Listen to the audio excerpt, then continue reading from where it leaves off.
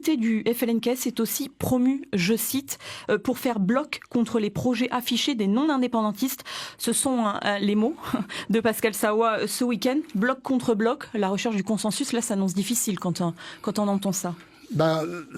Ce que je comprends des déclarations de Pascal Sawa et du FLNKS, c'est que les propositions faites par les loyalistes il y a quelques jours ont alimenté la machine à radicalité.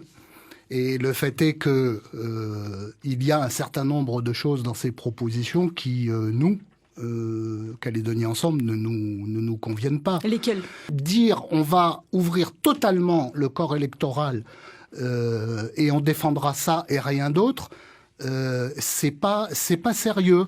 Si on a eu un corps électoral particulier en Nouvelle-Calédonie, c'est parce que nous étions le seul territoire de la République qui disposait du droit de décider s'il voulait rester ou sortir de la République. Donc, alors aujourd'hui, nous savons tous, le FLNKS, y compris que le corps électoral ne peut pas rester gelé, c'est juridiquement impossible et c'est politiquement impensable. Alors, la clé de la solution sur le corps électoral, c'est ni la position du FLNKS, le corps électoral restera gelé ad vitam aeternam, ni la position des loyalistes, il sera totalement ouvert.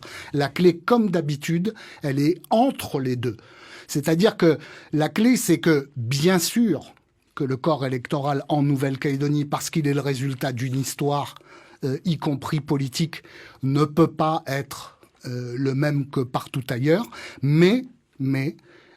et donc à ce titre, il doit intégrer ceux qui sont devenus des citoyens calédoniens parce qu'ils se sont installés durablement en Calédonie, parce qu'ils ont leurs attaches familiales en Nouvelle-Calédonie, parce qu'ils participent à la vie de la cité, et tout ça encadré par une certaine durée. Mais pas à tous. Mais pas à tous. Le corps électoral, en un mot, il doit redevenir glissant. C'est ça la solution probablement, en fonction de critères et de paramètres à discuter et à négocier politiquement.